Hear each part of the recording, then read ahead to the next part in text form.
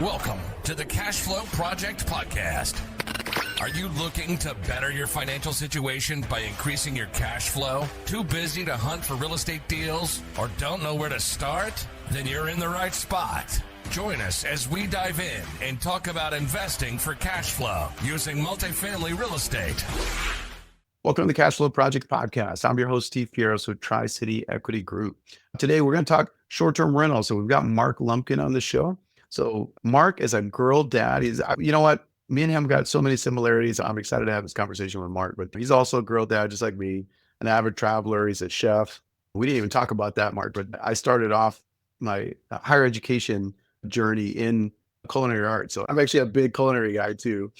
But yeah, so Mark, just to give a little bit of a background. So he started off with short-term rentals about 10 years ago. He's traveled to 35 countries, over 40 states. Short-term rentals and Airbnbs allowed him to cook, of course, and have his own space with his wife and his two young kids. But after years of doing business and sales, like industries in cannabis, real estate, automotive, he dove into the world of short-term rentals. So today, Mark's helped his investors set up over 500 top performing short-term rentals, and he handles everything from renovations to design. You can see some of the design there in the background. So he does all of that. All of his company does that with real attention to detail. If you're in the short-term rental space, you got to perform, especially today, at a high level in design, and all those little small nuance that we take for granted really comes into play.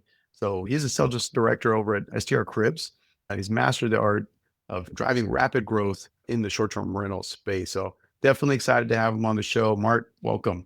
Yeah, thanks, Steve. That was probably the best introduction anybody's ever given me. And yeah, I need you to be my hype man from here on out. That was great. Thank you so much. And yeah, our little bit of conversation that we had prior to hitting record here, we definitely a lot of similarities. I'm super excited to chat with you and grateful to be on. Yeah. No, excited to have you on. We're recording this at the beginning of 2025, but for one, a lot of this stuff is it's always going to be relevant. For one, always want to have, key elements, especially when we're talking about short-term rentals. You want to incorporate elements of design. There's so many different things, so many different facets with real estate, period. But when we're dealing with the short-term rental space, hey, you want to have these key differentiators. You want to stand out from the crowd. And I know that's a big part of what you guys do at STR Crib. So yeah, excited to have you on the show and talk a little bit the strategy and state of the industry. But kind of before we get there, give us a little bit more of your background, your story. Like, how did you get started in the business? Did you start off just strictly with short-term rentals, or were you doing anything else before? Like, how'd you get going? Yeah, I mean, my path really started with traveling. And me and my wife, when we first met, we had done some world traveling. We'd kind of been all over the place. And we were in our mid-20s. And so when we took off, we kind of had those visions of backpacking through Europe. And I sold my house, she sold her house. We threw some stuff in a storage unit. We hit the road with nothing but the clothes on our back. And we quickly realized that we were just a little outside of the demographic of like the couch surfer, the hostel stays. Those were the 18, 19, 20, 21-year-old kids. And we were like in our end of our 20s.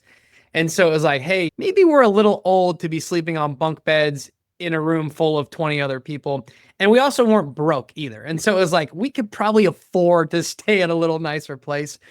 And so it kind of transitioned into hotels and private stays. And then as time went on, it's like, hey, we need to do laundry. And our last 30 meals have been at a restaurant. And I'd sure like to just cook something or have food in the fridge. And so then it became, hey, can we get our own private place? Can we get an apartment? Can we get a flat? And so we obviously started using Airbnb, which was a relatively popular app even 10 years ago. And that just kind of became our means of travel. And so we had stayed at dozens and dozens of Airbnbs all across the world. And we started to kind of see trends of like, hey, this is what we like. This is what we don't like. This was great. This was terrible. And I was kind of entrepreneurial ever since I was a kid. And so I was always thinking, like, as we were traveling, I was like, hey, how does this knowledge that I'm learning and experience translate to a business? And how can I monetize this? And when we came back, it kind of just an opportunity fell in my lap to enter into the short-term rental space with a friend that had a startup, and the rest has been history. And so then we've got some properties that we manage. We're super hosts. We own our own short-term rental, and I've been diving into setting up properties to create great stays for guests. And that's really gone to an entire another level where now I'm with a company that's a licensed general contractor, and we remodel to fit that Airbnb short-term rental business model and create really epic stays for people. Yeah, no, that's awesome. It is a fun segment of the market where, like, obviously we have long-term rentals, midterm rentals, short-term rentals. We do deal with in multifamily, but I will say the short-term rentals are always, they're always the most fun. Like, you get a chance, just like how you're mentioning, like you get a chance to bring in like some extra design elements, some fun elements. We've traveled quite a bit with my family to go around the country, and we'll visit property, walk projects, and whatnot. And of course, my kids always enjoy whenever we go to set up a short-term rental or what, because they know, oh, we get to play the games or we get to swim in the pool or whatever. And so it's kind of, I feel like it's kind of the fun that, well, at least that part is the fun part of real estate investing. The challenge is, just like we were talking a little bit kind of before we started recording, is, and I think this gets lost on a lot of people, Airbnbs is like short-term rentals. It definitely gets the most attention just because it is fun, but it's also, people don't realize it like the hospitality component is like a huge piece. And I think that gets lost in the shuffle a lot of times because it's like the property is one component, like the real estate. Hey, that's one facet, but the hospitality component, it's almost, that's its own other like business. So like you got to be able to nail both of those pieces. And so it sounds like you guys are really helping out on the setting up of the property. And then are you guys doing management also? Or I mean, obviously you have your own personal stuff, but again, because that's its own other beast, the management component is a huge one. But in terms of design and helping investors to set up their properties, are you guys getting feedback in from the investors, or like how are you helping to help them to navigate that? Because you guys are in a bunch of different markets. Yep. Not every strategy is going to work in each market. Like how would something, and let's say you got to sign for Scottsdale there in your back, like how does that differ from a property, let's say in Orlando or Florida? Like what key our audience in, like how would you kind of differentiate, like, all right, well, what do I need? Like, how do I, like, I'm in Florida, guys, like, how do I get started with furnishing my Airbnb or setting it up? Yeah, I think you got to take it back to really to the basics and to step one. And here, to circle back, because you asked a few questions. You hit on the hospitality point, which is what I love. The short-term rental industry, in my opinion, is not even 50-50 real estate hospitality. I think you're more in like the 60-40, where about 60% of your success comes down to your ability in the hospitality category. You're managing a home, you are attracting guests, you are marketing, you have turnover, you've got to get the property clean, you've got to provide the essentials, the amenities, the check-in, the check-out. That is a bulk of the key to success. Yes, the real estate is important. You've got to have the right asset and with the right square footage, the right bedroom count, in the right market, in the location. That's important. But I think a lot of people think of the short-term rental space as just another avenue to being a real estate investor. And I would caution you to say, if you want to be successful, you've got to kind of take off that real estate investor hat and put on the hotel owner manager hat and say, okay, I got guests. They're here for a very short time. How do I make them comfortable and happy? Because that's your competition. It's the resorts, it's the hotels, it's the other people in the hospitality space. So that's critical. And then as far as setting up your property for success, I think you've got to take it really to day one, which is who is your guest avatar and getting that dialed in. Okay. So I'll just give a few examples. Obviously, I can't tell you every market across the country, but let's take like Nashville, Tennessee. It's the number one most visited city for bachelorette parties in the country. More bachelorette parties happen in Nashville, Tennessee than happen in Las Vegas, Nevada, which is crazy to think about. The tourism numbers are insane. Las Vegas has way more tourist visit than Nashville. It's probably not even comparable, but more bachelorette parties happen in Nashville. So if I know that and I'm buying a property in Nashville to invest as a short-term rental, I want to be just a few blocks from Broadway Street. That's why everyone's coming to town. I want to have a property that's bachelorette themed, knowing that women between the ages of 21 and 35 are going to be my ideal demographic, and there's going to be at least 8 to 10 of them traveling to my property. And so when I've got that guest avatar dialed in, then I'm going to set up my home with what I think would be best for that group and what they would want to see and take advantage of, from amenities to design to decoration to bedroom configuration. I could take that to any city in the country, any market in the country. If I have a 2-bedroom cabin in Gatlinburg, Tennessee, and my ideal guest is retired couples that are on a couples retreat, well, then I'm going to have a small intimate hot tub, and I'm going to have a coffee bar, and I'm going to have all the things that would make that guest really comfortable. And I think the term is, if you market to everyone, you market to no one. And that's really been kind of the death of a lot of Airbnbs. You hear Airbnb bust. There's been a lot of investors that have lost their pants because they thought they could just buy a 3-bedroom, 2-bath house in any city in America, slap some furniture in it, and charge $300-400 a night and be booked up all the time. That's not the world we live in anymore. You've got to be hyper focused on a guest avatar, how to maximize your property to make that person comfortable, market to a very small demographic. And if you do that, you'll stand out from the competition and you'll have a lot of success. Yeah, it's like the riches are in the niches. Like that's kind of always in the standby phrase for sure. And I think that's absolutely true. It goes exactly to what you're saying. It's like, okay, well, I gotta know, like, hey, who are the people coming into town? Is it the bachelorette party? Like, because if you're set up your property thinking, wow, it's gonna be guys that are coming into town for NFL games, but that's not your target or that's not gonna be who is gonna be coming in. I mean, you can do that. That probably could work in certain cities, but then hey, you're going to know that's seasonal too. Like if you're marketing to that specific segment, I got to know, hey, that has a shelf life. So what are you going to do with the rest of the year? So knowing who your target audience is, absolutely vital for A sure. Disney princess themed house, Weird Girl Dads, is going to do pretty good in Orlando, Florida. It is not going to do well in Broken Bow, Oklahoma. And so you got to be cognizant of that and really dive into the niches. And you also don't want to get too niche. You also don't want to get to this thing where someone asked me this morning, hey, I've got a property in Green Bay, Wisconsin, near the Packers Stadium. I want to go all out on this property. It's like, that might work. You have 6 home games a year. Maybe you can maximize and capitalize them. But you want to you got to be strategic about it. You don't want to just randomly decide to turn this house crazy themed without any data behind it, and then have a goth themed house. And they're like, okay, cool. 5 people a year will think this is really cool. And then no one else will book this house. So you can't go too narrow, but you can't be too wide. You kind of got to have that happy medium. So how do we find the sweet spot, Mark? Like in terms of, okay, like how do we go? All right, well, okay, Steve, Mark, you guys are telling me like, hey, I can't buy a 3-bedroom house in any market. I've got to theme it, but I can't theme it too crazy. It's got to be the right thing. Like, where do people start? Like, how do I even, because right now it's like, well, shoot, that's what I wanted to do. I wanted to have the Packers 3-bedroom house. Like, like if you're telling me that's not what I should be doing, like, then how do I know? Like, how do I even get started? Like to even determine, yeah, this could be a good fit. Yeah, I mean, you can pay. There's some services out there that you can pay that will help you. There's a company called like STR Search. They'll help you find that market and that demographic, and you can hire the professionals. That's an option. I also like to, what do you know? Like, just who are you? What kind of traveler are you?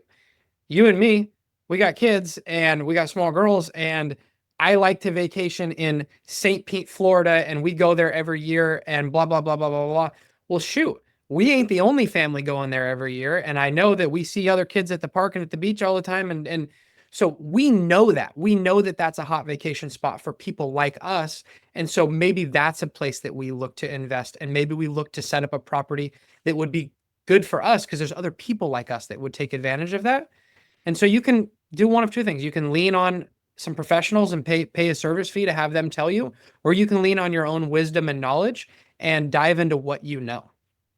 Yeah, and I guess that's something different too. Some people look at it as specifically, no, I just want to, this is an investment property for me. I want to maximize my revenue, maximize my income. Okay, cool. Versus that, hey, you know what? Maybe you're buying a property in a market that you do actually like to visit.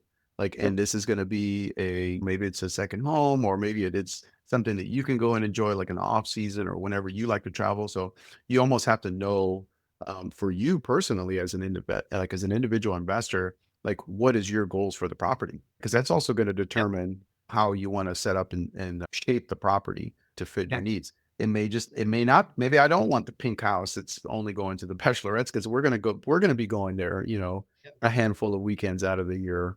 or whatever. So you also have to kind of take that and factor that into the calculation, I would imagine. Definitely, definitely. Yeah, it's a great point, and I didn't bring that up. I'm glad you did. You definitely want to. You got to figure out what is your end goal. Why are you buying the property? Is it because this is going to be a place you like to vacation, and you can help offset some of the costs by short term renting it? There's a lot of people that do that. Or is this Mhm. strictly a investment? You're looking for cash flow appreciation, things like that. That those are two totally different paths that might bring you to a different conclusion for what you're going to do with the home. Yeah, 100%.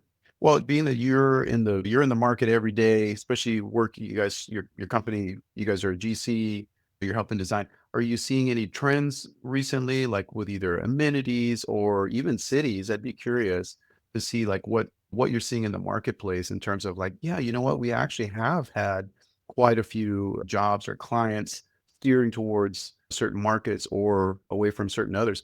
Like we were talking a little bit off camera about, hey, we got a lot of rising costs right now. That cost has been high the last couple of years. Insurance costs are going through the roof. Those have been going up. And I don't know now if we even see kind of any reversal of that in the near future. Like, have you seen any trends that are happening in the marketplace?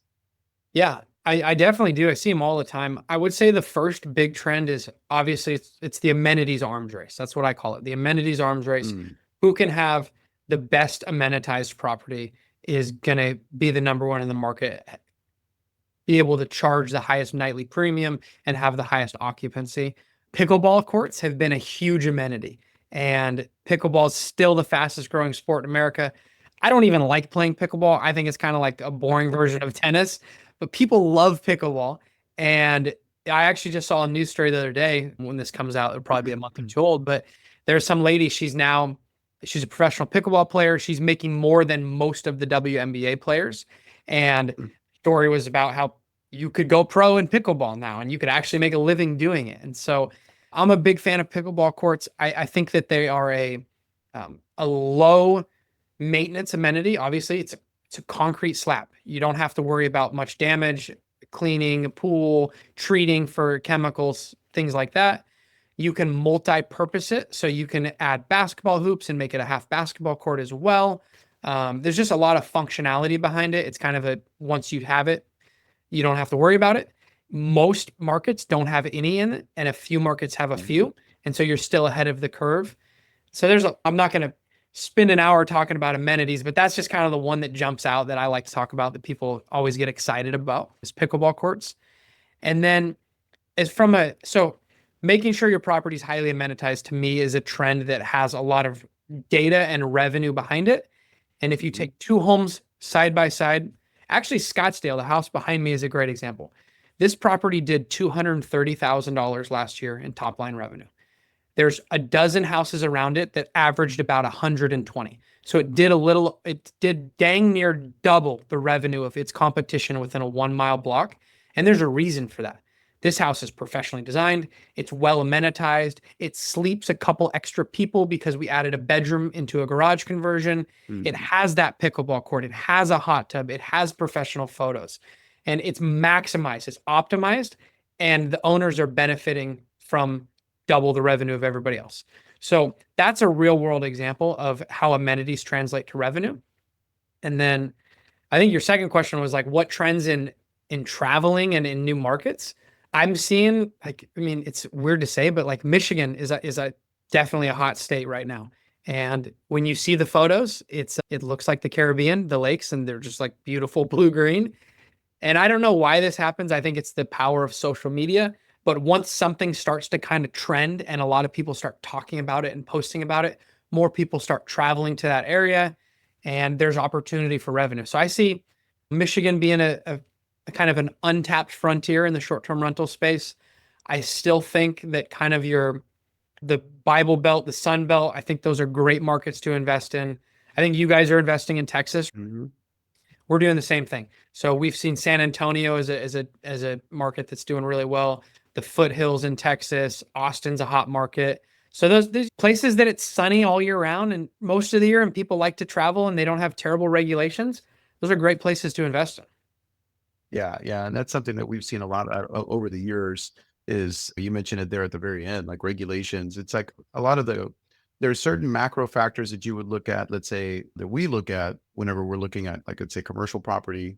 Hey, what are the economic drivers? Like, who's the employers, like locally? We don't have to necessarily get that way for short-term rentals, because you can do plenty of these places that we're talking about are like destination places. So you're not necessarily leaning on the local job market and that kind of deal, because people are traveling to these places. But you still want to take that into consideration, especially when we're talking about regulation, because that's a huge deal here in Hawaii where I'm located. We're super heavily regulated. You want to go to a business, you want to go to a state that's business friendly for one, but that it's also short-term rental friendly. Definitely. And there's plenty of markets that have kind of, that's been a hot button topic the last few years. So that may be also directing, I would think, where you guys are having projects set up or having people reach out for design and that kind of deal. Regulations is going to be one of the key things that you guys want as an investor. For listeners, definitely please keep that in mind. Take a look at doing local searches and whatnot to see what's coming down the pipeline. And we like the markets and recommend the markets that already have regulations in place that are reasonable and that you can work around. If you go to a market that has no regulations, I guarantee it's coming, and you don't know what it's going to be when it comes. And so we do like the markets that already have some regulations in place. And then the one last thing I'll add to your point, which was a great point, is we also like to think about the luxury tax. Does the tourism demand allow for you to charge a premium? And what I mean by that is if you go to a city in the middle of South Dakota and you create the most amazing home and it's dialed in, it's got all the amenities and da da da da, but everyone charges $100 a night, what are you going to get? 120, 150, 200 maybe? It's going to be really hard to see a return on your investment in that property because the market just doesn't have people willing to come and pay $500, $1,000 a night. If you go to Scottsdale, Phoenix, you can charge $5,000 a night for a stay, and you will have a lot of guests willing to pay that because those type of travelers are coming into that market year round for different reasons. And so thinking about those things. Yeah, no, actually, that's a great point, because let's say for our fix and flippers that may be listening, or people that do renovations or rehabs, that's always a great point to keep in mind. It's like, well, don't over rehab. Like, don't over rehab for like your neighborhood. Like, you can be the nice. We're talking about, well, I thought I wanted to be the nicest house in the neighborhood. Yes, but you have to be very selective on what cities that you're in, what neighborhoods that you're in. We want amenities that, let's say, the competition doesn't offer, but you want to be, just to your point exactly, we don't want to be in a market where like it just can't bear that, right? Because nobody's traveling there. Like, it's not a pickleball court is not of interest, because guess what? Like, the population of the town, the numbers are they're just not there. So yeah. I saw that firsthand. I did a road trip across from the Pacific Northwest down to Florida with my family. And there's the flyover states. You're coming through a lot of states that have nothing. And there's a few times we had to stay in a hotel. We couldn't just find a short-term rental. And I thought, man, this is a great market to invest in. There's no competition. Nobody has any short-term rentals. And there's like, wait, there's no short-term rentals because there's nobody coming to this town. So maybe it's not a good investment. Yeah, exactly. So definitely you got to do the research. So, and again, guys, this all goes into investing in general. You're always going to want to do your homework. You're always going to want to do your research. I'd be the first one to tell you Airbnb can work very well, but if you're investing in the wrong cities, and again, this would work for any other strategy as well, it can also not work. And it can be a huge resource drain if you're not buying the right properties, setting up the right way, going with somebody like Mark, who has experience in evaluating the properties, evaluating the markets, and getting you set up with the right amenities. Because if not, I can tell you, adding a pickleball court or adding a hot tub or doing the professional design and adding the amenities, it doesn't necessarily come cheap. So you got to buy, you don't want to drop 6 figures into getting a house ready for short-term rental, and the market's just not going to bear that. Correct. Like you can't outbuild the wrong property. It's probably the same thing with your multifamily. You can't offer extra amenities and better management and da da da da da if you have the wrong asset in the wrong market. And so that's why I had mentioned earlier, it's a 40-60, but that first 40 is really critical to find the right piece of property in the right market. Absolutely. I mean, these are pieces of the puzzle. We absolutely need the 60 on the management side. You have to have the right 40 going into it. So both components, both parts of that puzzle are absolutely vital into making a successful investment, a successful short-term rental property. So yeah, no, Great. that's critical. That's critical. Well, what do you see on the horizon now? So like we're talking, of course, like having the right amenities, having the right design. And I think some of that's timeless for sure. Are you guys planning on, I know you're in Florida, and every market has its own challenges. I will say that. Texas, we deal with property taxes. Florida deals with insurance. Like there's no like perfect market. Is there any particular markets that you are personally interested in or kind of keeping an eye out for? I know Michigan, and I think some of this stuff is cyclical. Some of it could be an affordability piece. Some of it could be just like that, a regulation piece. Is there any areas that you guys have in mind, international, or is everything kind of stay domestic? I know you like to travel too. So Yeah, I would say for me, and for our company, it's all going to stay domestic. I think that getting work done it's hard enough to get a plumber and electrician to show up to your house in the United States. And so bridging that language barrier, the rules, regulations, insurance barriers makes going out of the country quite difficult for us. I'm kind of in the mindset of looking at established markets where I think the competition is low. And so looking at these markets that are already tourism markets, and I can look at page one of Airbnb and go, man, I could do a better job than almost all of these houses. I think that is definitely a great play. You can come into established market and just create a better product than what's already being offered. mm, I also believe that having unique real estate is a huge advantage and will be the trend that the Airbnb short-term rental industry is on and will continue to be on. And so you'll see more experiential stays. So the treehouse in the mountains is always going to be a very viable investment to have. And the yurt out in the middle of the desert near the national parks is always going to be a great investment to have. Because I think when people go to Airbnb, they're looking for something unique and fun and exciting.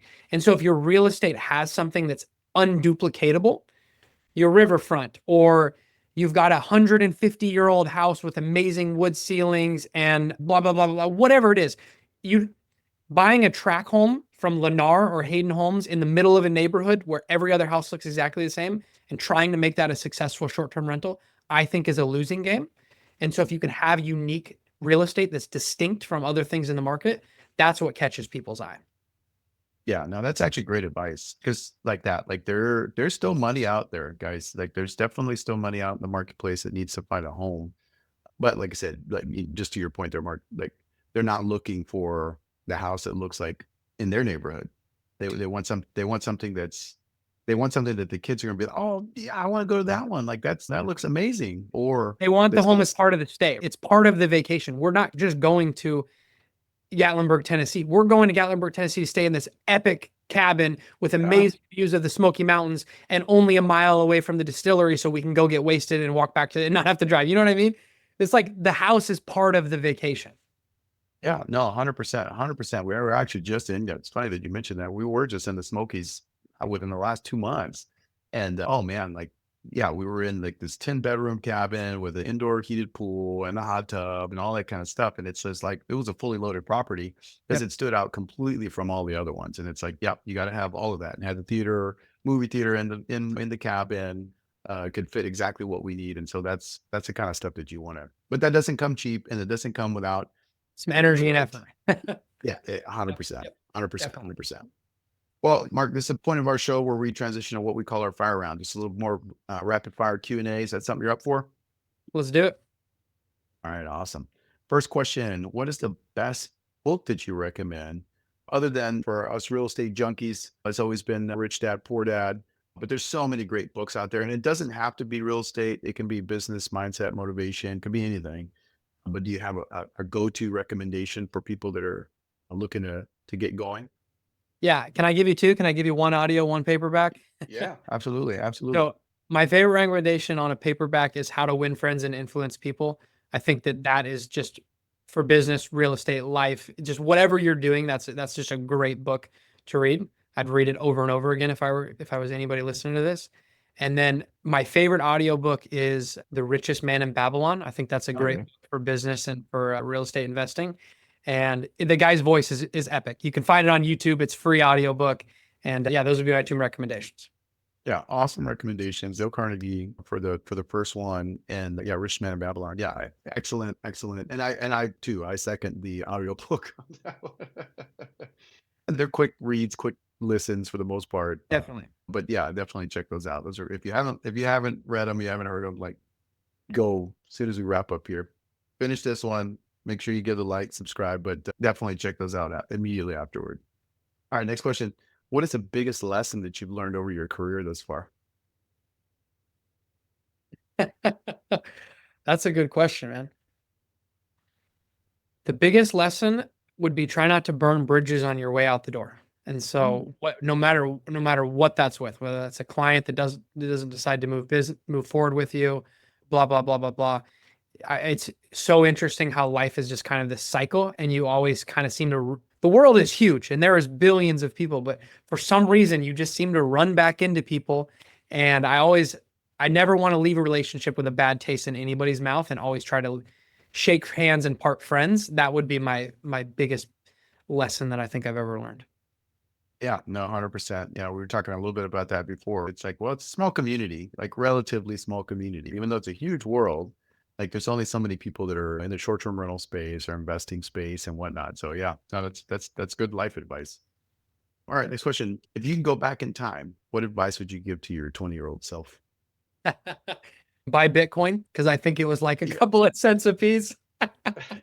It might be the Yeah, only like one you've done that. buy 10,000 Bitcoin, like for pennies on the dollar. As much Don't as be the I pizza can, guy. man. I mean, yeah, just I try to own more real estate, buy real estate, hang on to it. That would probably be the piece of advice. That's actually great advice. And that's great advice, even for, like, especially for a time like now. It's easy to say when we go back, let's say 2 years, oh, buy more real estate. Yeah, sure, of course, like, it's money's cheap and whatever. But then right now, hey, it's more difficult. Like, the money's way more expensive. You can easily be like, wow, yeah, doom and gloom, like, it hasn't been a great past couple of years. But guess Yeah, what? In 10 years from now, you will still be thinking, man, I wish I would have bought some more real estate. Man, prices were down during that time. Yeah, interest rates were higher, but gosh, that was the first breather we got in price action in a while. Man, that was then. I don't shortchange what is happening right now just for what you feel like is happening in the market. Guess what, definitely. guys? They printed enough money. In 10 years from now, you hold any hard assets, you're going to be winning. So You're going to be winning for sure. you got to get there. Yeah, So, yeah. I remember it was a couple years ago. We had bought a house, the shittiest house in the nicest neighborhood, and it was actually just like 4 or 5 houses down the street from our church. And we bought the house from an old couple. They had passed away, and I had come to church one day, and I was just chatting with some friends, and there was a guy standing there, and someone had mentioned that I bought the house down the street. And he's like, "Oh my gosh, she was asking 250 for that place. I would have never paid that much for that." And he turned around and walked away. And I was like, all right, well, yeah, I probably overpaid for it. And now 4 or 5 years later, the house is worth $500,000 or $600,000. So no matter what you think you're paying or overpaying for a property at that given time, you're probably underpaying for it if you look at yourself 10 years in the future. oh yeah, 100%. This is one thing that I'll always kind of help people to kind of keep in mind is, like, look, you put everything on a long enough timeline, you win. Like, Definitely. again, you hold hard assets, you hold the right assets. Take this thing 10 years out, 20 years out, like, you're not going to go wrong. You're don't split hairs over the 5 grand, 10 grand or whatever. Definitely. Definitely don't buy wrong, but Yep. don't sweat, 10 grand. Like, Correct. that could be an amazing property that could double in value, which we saw a ton of property do in the last Yep. 5 years. So Yep. Definitely. very cool. Very cool. Well, it's been an awesome having you on the show, Mark. If our audience wants to reach out to you guys and have you design a property or kind of pick your brain on what they can do with their property, what kind of improvements they can make, what's the best way for them to reach out and get in touch with you? Yeah, I mean, I'll happily share my email if you want to drop it in the show notes. Anybody's happy Sure. to email me. And then I'm pretty active on LinkedIn. That's kind of my one social media platform. So you can drop my LinkedIn on there as well. Shoot me a DM. It could literally be anything, man. You don't have to work with us. I'm happy to just talk shop with anybody and give any free advice. And thank you again for having me on. It's been really fun. Yeah, no, awesome. I really appreciate you hopping on with me, Mark. The audience has gained a lot from getting started on either their first or their 10th short-term rental to help get them going into the new year. But yeah, thanks for hopping on. I really appreciate you, and yeah, we'll look forward to catching up with you in the future. Yeah, likewise, man. Talk soon. Thank you again. Awesome. Thanks so much. Aloha. A great conversation with Mark Lumpkin with STR Cribs, definitely emphasizing the importance of design and evaluation of your market and amenities when you're going into any type of short-term rental Airbnb. We talked about it there on the episode. It's definitely one part for acquisition, but it's a completely another part for operations. That holds true for multifamily as well. This is something that we don't, if you're a fix and flipper, this is usually not something that you're dealing with. So if you're coming from that particular investment type and rolling into something that you're holding, the operations component is a huge, huge deal. That's something you definitely need to take into consideration. So going into it right up front with the right amenities, evaluating your market, right amenities for your market specifically and for your target audience is huge. So yeah, great conversation with Mark. So make sure you check them out if you guys are interested in short-term rentals and setting up a property. But if you're interested in investing with us, you can check us out on tricityequity.com to learn about our previous projects, our track record. We'd love to get you in on the next deal, the next multifamily deal. There's always opportunity on the horizon. So make sure that you connect in with us. If you're here local and you want to connect with other local like-minded investors, check out our group, the Multifamily and More. We'd love to meet you in person. We have meetups every month here locally here on Oahu. So we definitely love to have you come out and shake your hand, put a face to the name. And guys, if you're finding value in the show, make sure that you're liking and subscribing. Make sure that you're leaving a 5-star review. We'd love to get your feedback on the show and continue to bring on bigger and better guests. Well, guys, that's going to be it for me today. It's been a pleasure having you tune in and providing you guys value. So we'll see you on the next episode. Go out, take some action, get started on your new year, get started off right. Catch you on the next one. Aloha.